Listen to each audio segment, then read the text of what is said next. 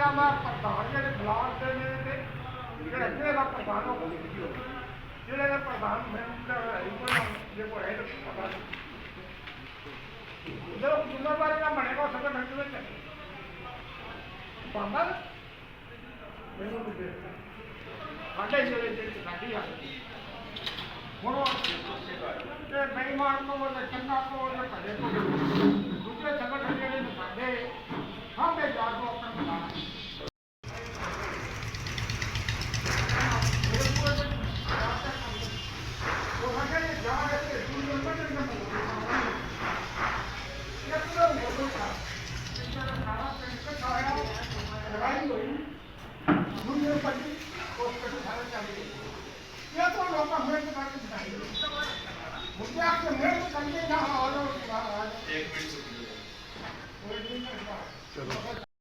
क्या कहेंगे सर आज की मीटिंग को लेकर?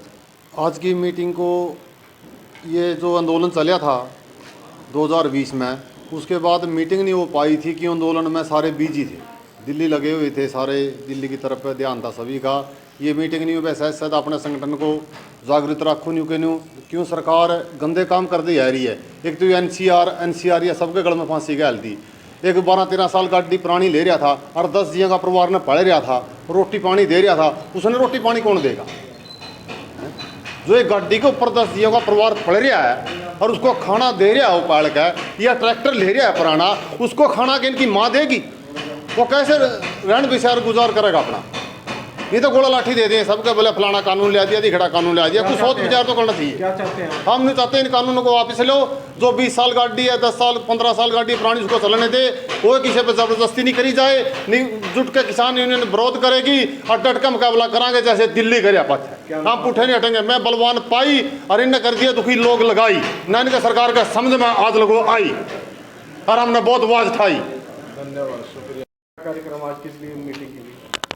हमने जो आज ये मीटिंग की है, हमने की है अपने संगठन को मतलब मजबूत करने के लिए, और पिछले दिनों जो हमारे आंदोलन चले हैं उसके बारे में भाई क्या क्या विचार उसमें हुआ, क्या क्या अच्छी चीज़ हुई, क्या बुरी हुई।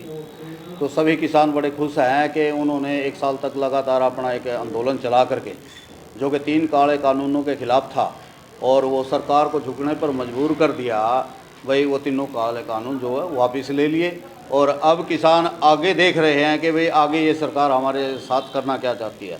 ये हरियाणा सरकार ने एक कानून नया और लागू कर दिया कि भूमि अधिग्रहण का, जो कि बगैर किसी के पूछे, बगैर किसी के उसके लिए भाई हम उसको सिर्फ नोटिस देंगे और 24 घंटे के बीच में उसकी ज़मीन को अधिग्रहित कर लेंगे।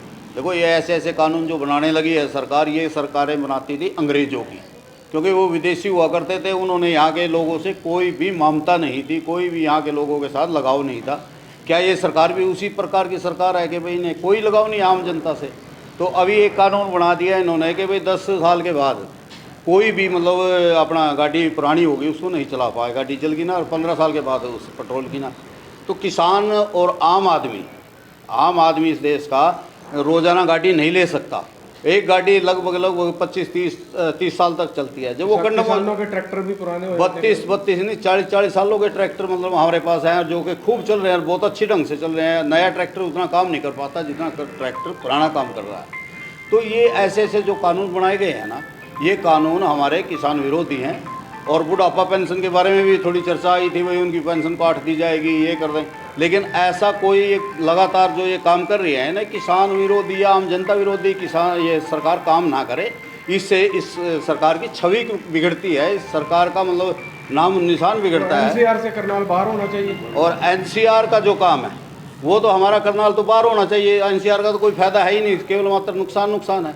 फैक्ट्री हमारी नहीं चलने देती, भट्ठे हमारे नहीं चलने देते, गाड़ियाँ हमारी नहीं चलने देती, तो हमने क्या फ़ायदा हुआ उससे? यहाँ कुछ पैसा, या तो यहाँ इतना पैसा लगा देते कि भाई यहाँ की पेरिस बन जाता है वो हमारा करनाल जिला, जब इसमें कुछ लगता ही नहीं एनसीआर का।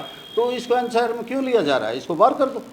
बाहर करने के बाद आम किसान की भी और फसलों की जो बिक्री है, रोड़ा फसलों की बिक्री का भी आज का, भाई हमारी जो फसल आती है, हमारी फसलों को सोच रही थी सरकार हम प्राइवेट में बेचें। हम कहते हैं प्राइवेट में बेचो, कहीं बेचें, लेकिन एक लागत जो सरकार डिक्लेयर करती है उससे ऊपर बिकना चाहिए, उससे नीचे नहीं बिकना चाहिए। और किसानों की आय मतलब दुगनी करने की बात हुई थी, किसानों की तो आय मतलब आधी होगी और घट गए हम, तो उसमें रेट नहीं मिल रहे हैं, कुछ भी नहीं मिल रहा है। तो इस प्रकार सरकार जो बहकावा कर रही है ना, ये बहकावे ना करके सच्चाई में किसानों और आम जनता के साथ करो, यदि वो अपनी सरकार को अच्छी ढंग से चलाना चाह रहे हैं। तो जो कानून है ये भी वापस होना चाहिए जो ये 10 साल 15 साल ये जो कानून हैं, ये सारे कानून जो इन्होंने बनाए हैं, ये सब के सब वापस ले लेने चाहिए।